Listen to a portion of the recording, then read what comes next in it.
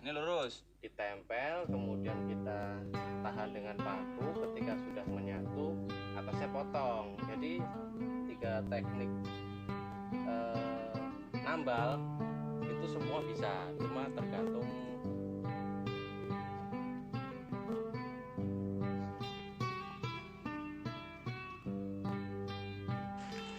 Ini cangkokannya Mas Rio Saputra. Ini dibantu oleh Kak Beni, lagi mau proses nambal Mas ya.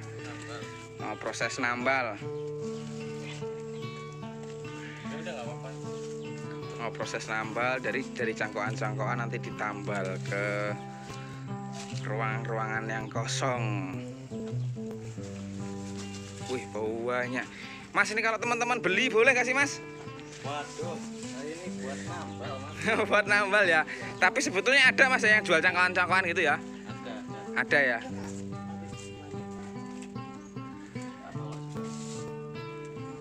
Nah, ini lur, jadi dari batang-batang tadi kita cangkok, nanti fungsinya untuk penambalan, ditambal. Mantap.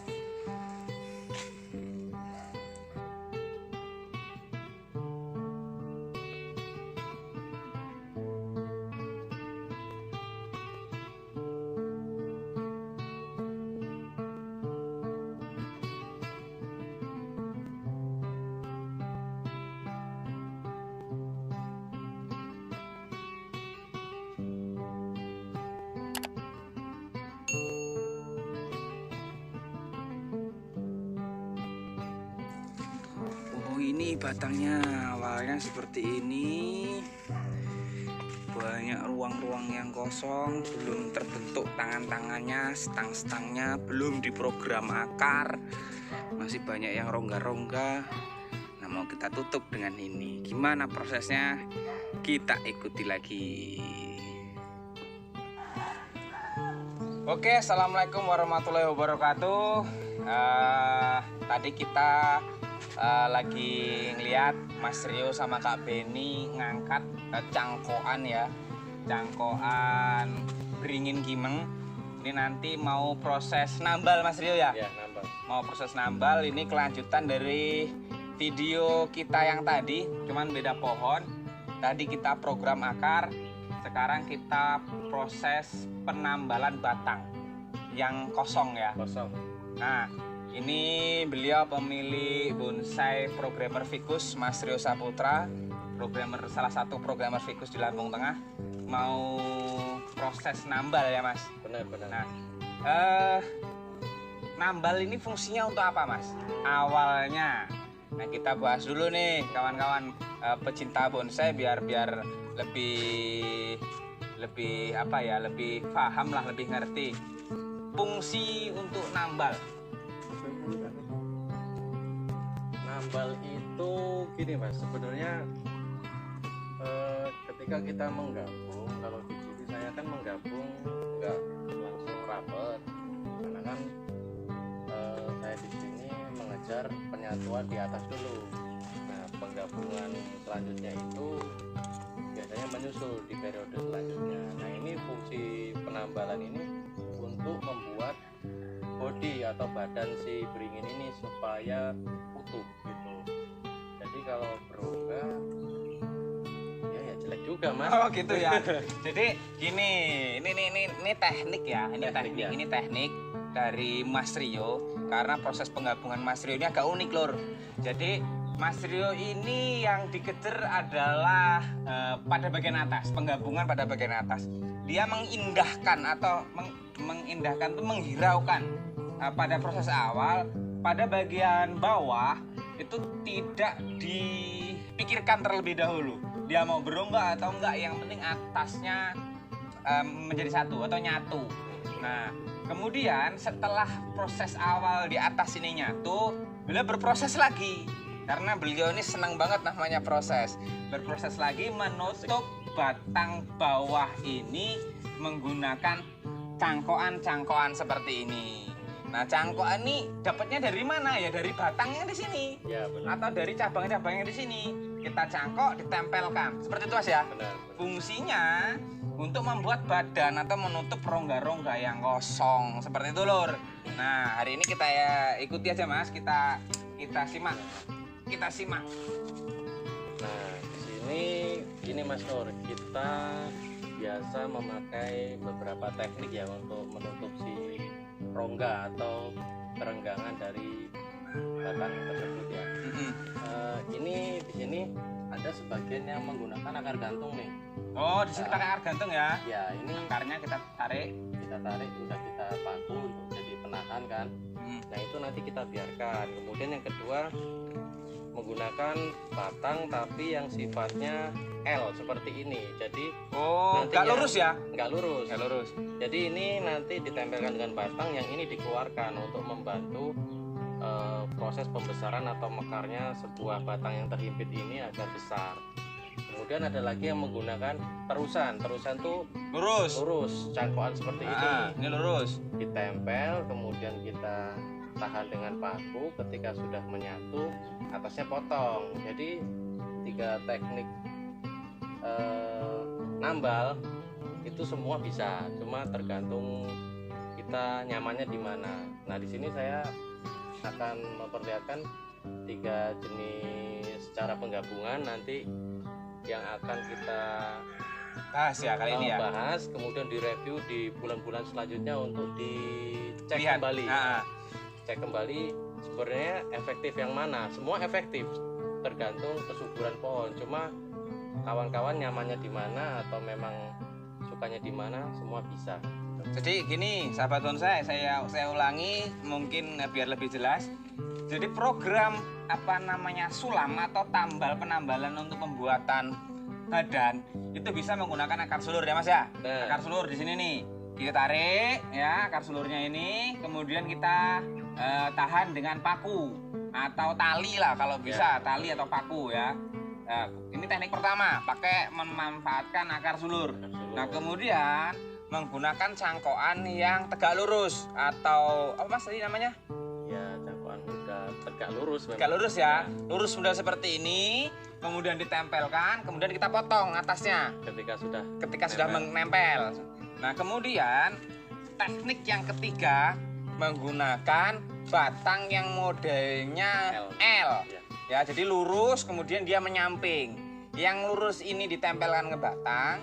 Kemudian fungsi L-nya ini untuk menarik batang biar cepat nempel, subur. Seperti itu. Makanya nanti dari sini nih. Oke, kita lihat keseruan kali ini. Mas Rio lagi proses budidaya. Simak keseruan kali ini. Jangan lupa nanti ketika ada hal-hal yang pengen ditanyakan, silahkan ditanyakan di kolom komentar. Monggo mas, kerjakan mas, kita tak lihat. Nah ini mas Rio lagi proses penambalan. Ini buat cabang mas. Tadinya dari sisi sini kita tempelkan ke sini untuk cabang pertama nanti. Sementara ya dia masih kita tali dulu ya. Karena nanti ketika ditimbun beberapa bulan baru dia kuat, karena akarnya sekarang masih dari akar gantung ini, tapi dari sisi sana. Tapi ketika udah nyatu nanti kita potong, arahkan ke sesuai alur geraknya. Oke. Nah ini nanti kita masukkan ke sini mas. Nah, karena memang saya nanti akan membuat cabang di sini kosong cabang. Ini di sini fungsinya, tapi nanti ada gini. Ini kita bantu. Kemudian ini kan memang rongganya sedikit. Maaf mas ini.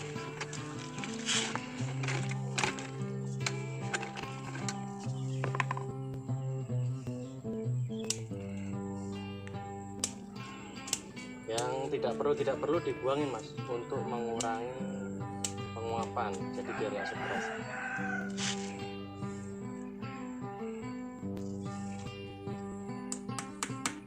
Ditahan pakai paku ya. Paku atau di tali rapia kawat bisa. Kemudian selanjutnya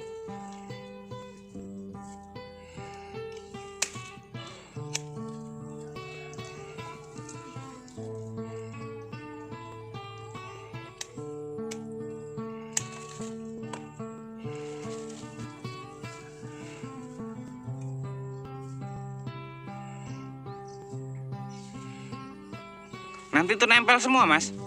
Nempel mas. Nempel ya? Jadi ketutup gitu ya? Benar. Jadi badan ya dia ya? Badan. Oh gitu lur. Sangat simpel, cuman harus punya ilmunya. Kalau nggak punya ilmunya, pusing ini kepalanya ini. Perbanyak praktek mas. Di situ serunya mas. Jadi ya asiknya bermain beringin memang di prosesnya mas. Makanya harganya mahal ya. Bahkan ada yang mencapai 1 miliar. Kemarin saya lihat salah satu konten YouTuber Indonesia, konten apa bonsai beringin sampai MM-an.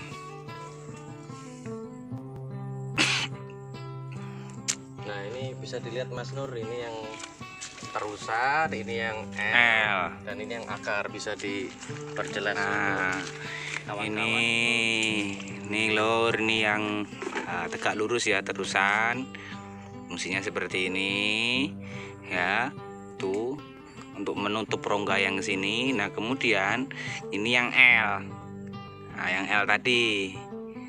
Nah kemudian ini yang akar, nih yang akar. Jadi semua 3 cara ini sebetulnya efektif, tergantung kawan-kawan bahannya adanya yang mana, silahkan dimanfaatkan. Oke, seperti itu.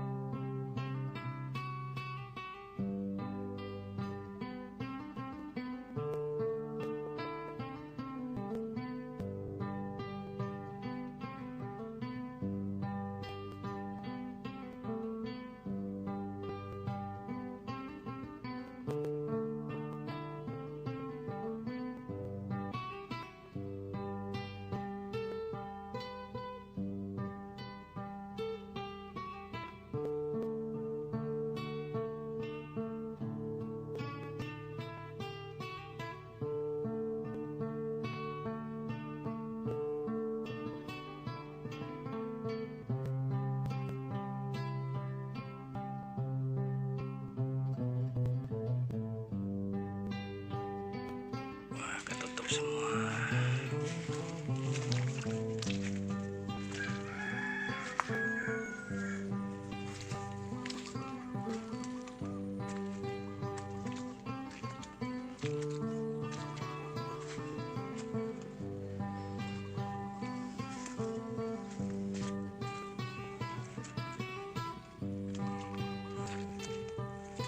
Oke mas, ini kayaknya tadi sampean sudah selesai program tambal ya, tambal apa sulam ya, sulam ya, tambal sulam batang ya, yang 3 teknik tadi.